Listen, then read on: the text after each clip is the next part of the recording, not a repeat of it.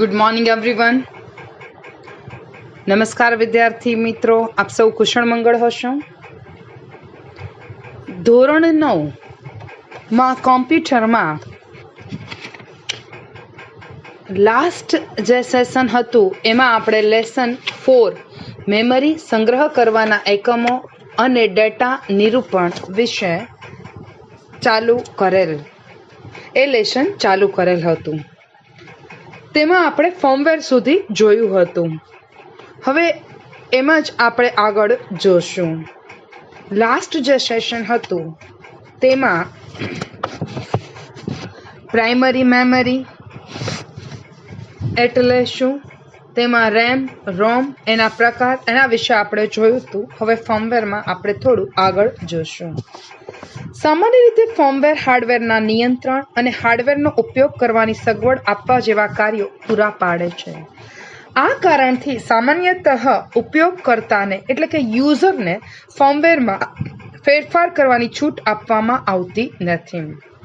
સિસ્ટમને વધારે પારદર્શક બનાવવા માટે અને કામ કરવાની ગૂંચવણ કે જટિલતા ઓછી કરવા માટે મોટાભાગની કંપનીઓ ફર્મવેરને ગુપ્ત રીતે સંગ્રહ કરવાનું પસંદ કરે છે. For example, washing machine, traffic light, digital camera અને માઇક્રોવેવ ઓવનમાં કેટલીક સગવડતાઓ છે, જેમ કે વોશિંગ મશીનમાં ક્લિક વોશ અને માઇક્રોવેવ ઓવનમાં અલાર્મ. આ મૂળભૂત સગવડતાઓમાં કોઈ ફેરફાર કરવાની જરૂર પડતી નથી. એટલે અમુક જે છે એ કંપની ગુપ્ત રાખતી હોય છે, એમાં કોઈ પણ પ્રકારના ફેરફાર કરવાની જરૂરિયાત ઊભી થતી નથી. જો કે મોબાઈલ ફોનની મેમરીમાં ઉપયોગ કરતા તેના સંપર્કની વિગત, સંદેશાઓ, વિડીયો અને ફોટોગ્રાફ્સને ઉમેરી શકે છે. બીજી બાજુ સુપરસ્ટોરનું બિલ બનાવવું, પગારપત્રક અને ગુણપત્રક પ્રિન્ટિંગ જેવા કોઈ વ્યક્તિએ લખેલા સોફ્ટવેર પ્રોગ્રામ્સમાં જો સોર્સ કોડ હોય તો તેમાં ફેરફાર કે સુધારા કરી શકાય છે. સંગ્રહ કરવા માટેની એક ખાસ પ્રકારની અતિ ઝડપી રચના હોય છે, જેને કેશ મેમરી તરીકે ઓળખવામાં આવે છે. જ્યારે વારંવાર માહિતી મેળવવી હોય ત્યારે કોમ્પ્યુટરના સેન્ટ્રલ પ્રોસેસિંગ યુનિટની અંદર કેશ મેમરી જોવા મળે છે, જે કદમાં ખૂબ જ નાની અને ખૂબ જ ઝડપી હોય છે. આ મેમરીનો મૂળભૂત ઉદ્દેશ જે છે એ કોમ્પ્યુટરના પ્રોસેસરની ઝડપ વધારવાનો છે. જ્યારે પ્રોસેસરને કોઈ વાંચવા કે લખવાની ક્રિયા કરવાની જરૂર પડે છે, ત્યારે તે પ્રથમ કેશ મેમરીમાં તપાસ કરે છે. રેમ અને રોમનો તફાવત જે છે એ હવે આપણે જોશું. રેમનું આખું નામ રેન્ડમ એક્સેસ મેમરી છે, જ્યારે રોમનું આખું નામ રીડ ઓન્લી મેમરી છે. રેમ કોમ્પ્યુટરમાંથી વાંચવાની અને તેમાં લખવાની સગવડતા આપે છે, જ્યારે રોમમાં ફક્ત વાંચી શકાય છે, લખી શકાતું નથી. એટલે એમ કહી શકાય કે રોમ કોમ્પ્યુટરમાંથી વાંચવાની સગવડતા આપે છે, પણ તેની મદદથી લખી શકાતું નથી. તેમાં લખવાની સગવડતા મળતી નથી. કોમ્પ્યુટર પ્રક્રિયા દરમિયાન તેમાં ડેટા અને સૂચનાઓનો સંગ્રહ કરી શકાય છે રેમમાં. ઉત્પાદન સમયે રોમમાં સૂચનાઓનો સંગ્રહ કરવામાં આવે છે. રેમ એક અસ્થાયી પ્રકારની મેમરી છે, જ્યારે રોમ એક સ્થાયી પ્રકારની મેમરી છે. રેમમાં રહેલા ડેટા કોમ્પ્યુટરની સ્વિચ બંધ કરતા નાશ પામતા હોવાથી તેને નાશવંતી મેમરી એટલે કે વોલેટાઇલ મેમરી તરીકે ઓળખવામાં આવે છે. રોમમાં રહેલા ડેટા કોમ્પ્યુટરની સ્વિચ બંધ કરતા નાશ પામતા ન હોવાથી તેને નોન વોલેટાઇલ મેમરી તરીકે ઓળખવામાં આવે છે. હવે પ્રાઇમરી મેમરી જે છે એ આપણે ઓલરેડી જોયું. હવે આપણે સેકન્ડરી મેમરી એટલે કે ગૌણ મેમરી, એક્સટર્નલ મેમરી એટલે શું તેના વિશે જોશું. બરાબર છે, રિપીટ કરું છું. સેકન્ડરી મેમરીને એક્સટર્નલ મેમરી તરીકે પણ ઓળખવામાં આવે છે. તેને ગૌણ મેમરી પણ કહેવાય છે. સામાન્ય રીતે પ્રાઇમરી મેમરી ખૂબ જ મોંઘી હોય છે. અને તેની જે કેપેસિટી હોય છે તે પણ લિમિટેડ હોય છે, મર્યાદિત હોય છે. આ ઉપરાંત તે ડેટા વધારે લાંબા સમય સુધી જાળવી શકતી નથી.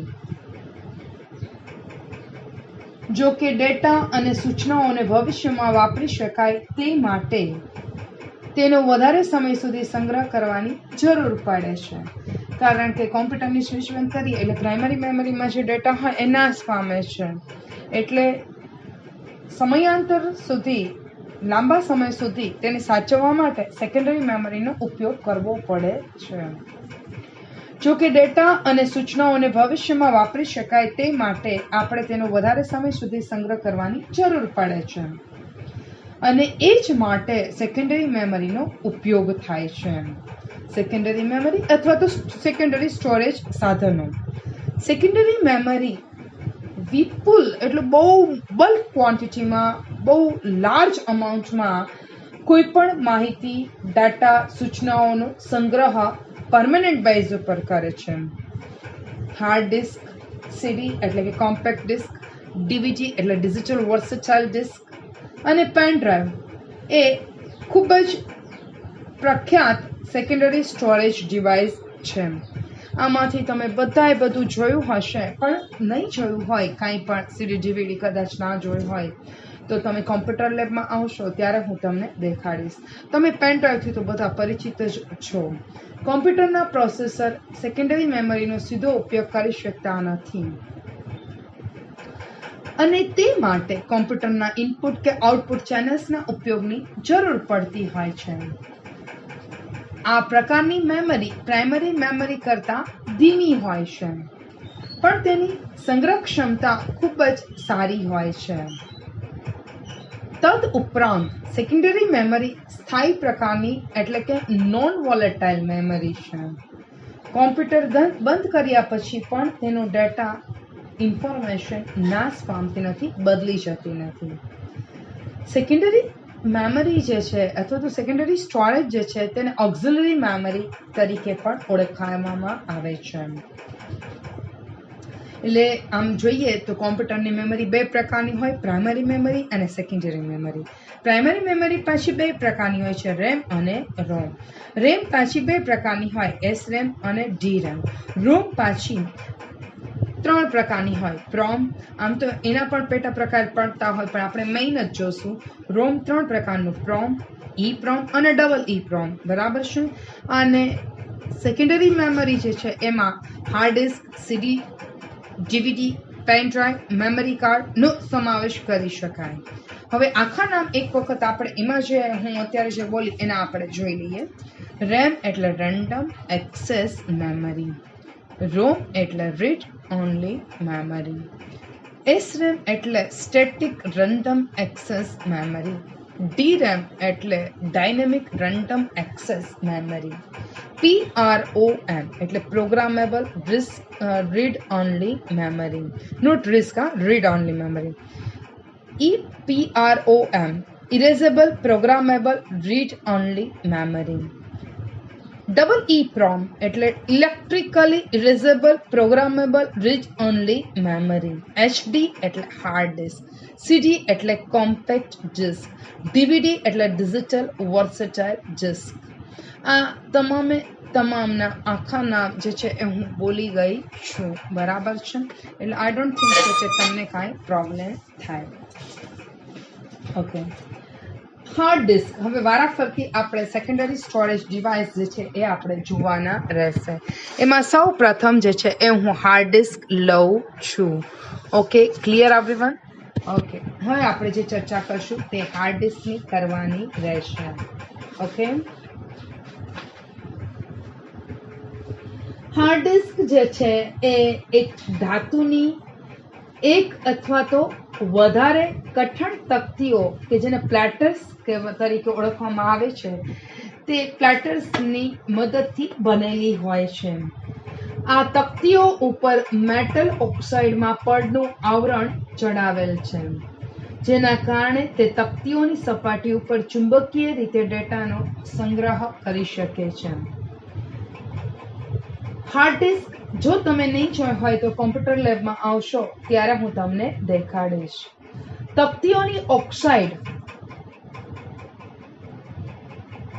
તકતીઓ એટલે પ્લેટર્સ. પ્લેટર્સની ઓક્સાઇડ આવૃત સપાટી ઉપરના નક્કી કરેલા કણોને ચુંબકીય બનાવીને ડેટા અને સૂચનાઓને અભિલિખિત એટલે કે રેકોર્ડ કરવામાં આવે છે. જ્યાં સુધી ચુંબકીય કણોનું અનુષ્ઠાન એટલે કે ઓરિએન્ટેશન બદલવામાં ન આવે ત્યાં સુધી તે તેનું ચુંબકીયપણું જાળવી રાખે છે. આથી એક વખત હાર્ડ ડિસ્ક ઉપર માહિતીનો સંગ્રહ કર્યા પછી તે બદલી શકાય છે. જેટલી વખત હાર્ડ ડિસ્કમાં માહિતી લખી હોય તે બદલવી હોય તો બદલી શકાય છે. હાર્ડ ડિસ્કની તકતીઓ અતિ ઝડપથી ગોળ ગોળ ફરે છે. પ્લેટર્સ ખૂબ જ ઝડપથી ગોળ ગોળ ફરે છે. સામાન્ય રીતે 1 મિનિટમાં 5400 થી 7200 રોટેશન જે છે એ કરતું હોય છે. એટલે આરપીએમ એટલે રોટેશન પર મિનિટ કહેવાય છે. એટલે 5400 થી 7200 આરપીએમ મુજબ કામ કરે છે એમ બોલી શકાય. હાર્ડ ડિસ્કની તકતીઓ ઉપર એટલે કે હાર્ડ ડિસ્કની પ્લેટર્સ ઉપર કેટલાક રીડ રાઇટ હેડ એટલે કે લખવા અને વાંચવા માટેના ભાગો હોય છે, જેના દ્વારા ડિસ્કની તકતીઓ ઉપર ડેટા લખવા અને વાંચવાની ક્રિયા કરી શકાય છે. પર્સનલ કોમ્પ્યુટરની હાર્ડ ડિસ્કની ક્ષમતા 10 GB થી 500 GB સુધીની હોય છે. ડિસ્કને કોમ્પ્યુટરની અંદર જ રાખવામાં આવે છે. હાર્ડ ડિસ્કને હાર્ડ ડ્રાઈવ તરીકે પણ ઓળખવામાં આવે છે. મોટાભાગની હાર્ડ ડિસ્ક કોમ્પ્યુટરનો જ ભાગ હોય છે. સીપીયુની અંદર જ હાર્ડ ડિસ્ક ફિટ થયેલી હોય છે. આમ હાર્ડ ડિસ્ક 2 પ્રકારની હોય છે, ઇન્ટરનલ હાર્ડ ડિસ્ક અને એક્સટર્નલ હાર્ડ ડિસ્ક.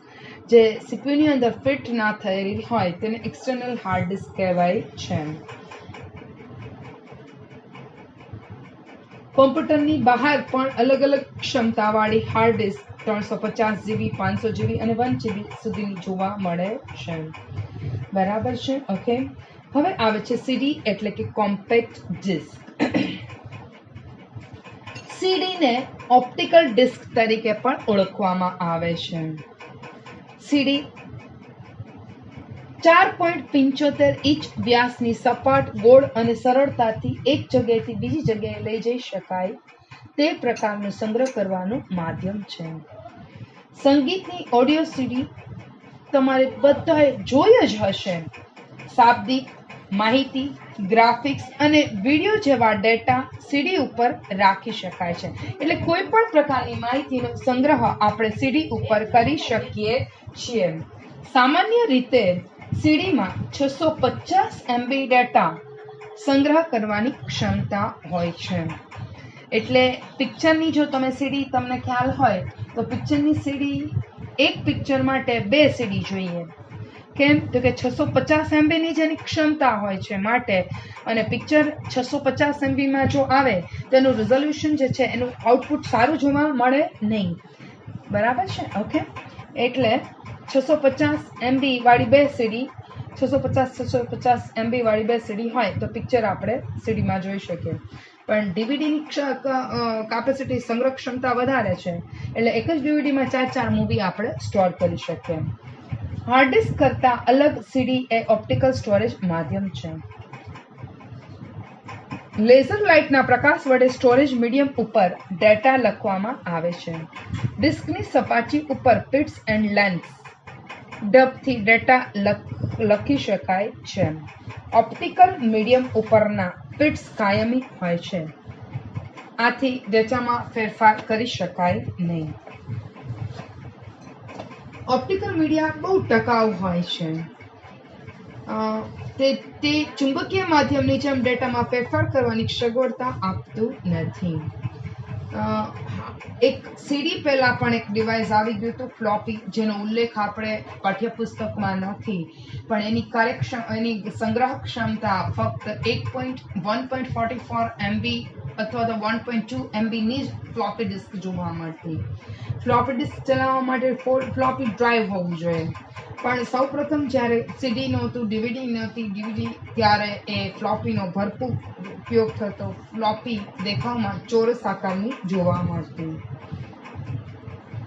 પણ હવે તો સીડી ડીવીડી ને પેન ડ્રાઈવ, હવે તો સીડી ડીવીડી પણ ઓછા જોવા મળે છે, પેન ડ્રાઈવ વધારે જોવા મળે છે. 3 પ્રકારની ઓપ્ટિકલ ડિસ્ક પ્રચલિત છે: CD-ROM, CD-R અને CD-RW. CD-ROM સૌથી વધુ પ્રચલિત છે. CD-ROM એ compact disc read only memory, જે છે એમાં ડેટા પહેલેથી જ લખેલો હોય છે. યુઝર ઓપ્ટિકલ ડિસ્ક ઉપર ડેટા લખી શકે છે. ખાસ યુટિલિટી મારફત સીડી ઉપર એક વખત ડેટા લખ્યા પછી તે અનેક વખત વાંચી શકાય છે. આથી આવી CD write once read many times તરીકે પણ ઓળખવામાં આવે છે. WORM, write once read many, લખવાનું એક વખત પણ વાંચી ઘણી બધી વખત કરી શકાય છે. આ પ્રકારની સીડી એ સીડી રી રેકોર્ડેબલ એટલે CDR તરીકે પણ ઓળખવામાં આવે છે. ત્રીજા પ્રકારની ઓપ્ટિકલ ડિસ્કમાં ડેટાને ભૂંસી શકાય છે અને તેના ઉપર નવી માહિતી લખી શકાય છે. આ પ્રકારની સીડીને કેટલીક વખત EO ઇરેઝેબલ ઓપ્ટિકલ ડિસ્ક અથવા CDRW તરીકે પણ ઓળખવામાં આવે છે, એને કહેવાય છે. હવે આવે છે ડીવીડી. ડીવીડીનું આખું નામ ડિજિટલ વર્સેટાઇલ ડિસ્ક છે. આ પણ એક ઓપ્ટિકલ સ્ટોરેજ માધ્યમ છે જેની મદદથી માહિતીનો સંગ્રહ કરી શકાય છે. ડીવીડીમાં વિડીયો, ઓડિયો અને ટેક્સ્ટ, ઇમેજ તમામ પ્રકારની માહિતીનો આપણે રાખી શકીએ છીએ. ડીવીડી અને સીડીમાં એક સમાન ભૌતિક માપ જોતા સરખી લાગે છે. આમ ડીવીડી જોવો તો તમને ખ્યાલ ન હોય, પણ એમાં લખેલું એના ઉપરથી ખ્યાલ આવે, પણ બંનેની સંગ્રહ ક્ષમતા અલગ અલગ છે. સીડીની સંગ્રહ ક્ષમતા 650 MB સુધીની છે, જ્યારે ડીવીડીની સંગ્રહ ક્ષમતા 4.7 GB થી પછી તો જે જીબીની 16 GB 12 GB તમારે જે લેવી હોય એ લઈ શકાય છે. એની સ્ટાન્ડર્ડ સંગ્રહ ક્ષમતા 4.7 GB ની કહી શકાય, એટલે અપ્રોક્સિમેટ 4 GB. આમ સીડી અને ડીવીડી જોવા મળે, આમ સરખી જોવા મળે, પણ તેના ઉપર ડેટાનું સંકેતીકરણ જે છે એ ઉચ્ચ ઘનતા સાથે અલગ રીતે કરવામાં આવે છે. હવે આવે છે USB pen drive. USB flash drive એ પેન ડ્રાઈવ અથવા થંબ ડ્રાઈવથી પણ ઓળખાય છે. એટલે પેન ડ્રાઈવને USB ફ્લેશ ડ્રાઈવ કહેવાય અને થંબ ડ્રાઈવ તરીકે પણ ઓળખવામાં આવે છે. USB પેન ડ્રાઈવ ખૂબ જ નાની હોય છે અને એક જગ્યાએથી બીજી જગ્યાએ લઈ જવામાં ખૂબ જ સરળતા રહે છે અને ઝડપથી પણ કરી શકાય છે. એકદમ પોર્ટેબલ હોય છે. તેના ઉપર અનેક વાર લખી શકાય અને અનેક વખત માહિતી ભૂસી શકાય છે, રિમૂવ કરી શકાય છે. પેન ડ્રાઈવ એ ડેટા સ્ટોરેજનું યુનિવર્સલ સિરિયલ બસ ના સેતુથી સંકલન કરવામાં આવે છે. 2 GB, 4 GB, 8 GB, 16 GB, 32 GB અને 64 GB જેવી વિવિધ ક્ષમતાઓમાં પેન ડ્રાઈવ આપણને જોવા મળે છે. બધાએ પેન ડ્રાઈવ જોયેલી જ હશે એટલે ખ્યાલ હોય. પેન ડ્રાઈવ પોર્ટેબલ હોય છે, કદમાં થોડું વિવિધતા જોવા મળે છે અને સંગ્રહ ક્ષમતા પણ ખૂબ જ વધારે હોય છે. સીડી અને ડીવીડીમાં સ્ક્રેચીસ પડવાના ભય રહે છે અને સીડી ડીવીડીમાં સ્ક્રેચીસ પડી ગયા હોય તો પછી પિક્ચર કે જે પણ માહિતી હોય તેને આપણે લઈ શકતા નથી. તો એના બદલે પેન ડ્રાઈવ જે છે એ ખૂબ જ ત્યારે એ સમયે ઉપયોગી પુરવાર થાય છે. એમાં સ્ક્રેચીસ પડવાનો ભય રહેતો નથી. એની સાચવવાની પણ વધારે જરૂર રહેતી નથી. સીડી ડીવીડીની કેર વધારે કરવી પડે છે. ટીવી અને MP3 પ્લેયર જેવા ઉપકરણમાં પેન ડ્રાઈવનો સીધો ઉપયોગ કરી શકાય છે. તે માટે USB પોર્ટ હોય છે. જો પેન ડ્રાઈવમાં કોઈ મૂવી ક્લિપ અથવા ફોટોગ્રાફ્સ હોય તો તેને ટીવી સાથે જોડીને આપણે મૂવી કે ફોટોગ્રાફ્સ સીધા ટીવીમાં પણ જોઈ શકાય છે. આમ આપણે બધા જ સેકન્ડરી સ્ટોરેજ ડિવાઇસ જોયા, બરાબર છે. તમે બધાએ આ બધા લગભગ સેકન્ડરી સ્ટોરેજ ડિવાઇસ જોયેલા જ હશે. આજનું આ સેશન હું અહીંયા પૂરું કરું છું. હવે પછીના સેશનમાં આપણે કોમ્પ્યુટર મેમરીમાં ડેટાનું નિરૂપણ ત્યાંથી ચાલુ કરશું.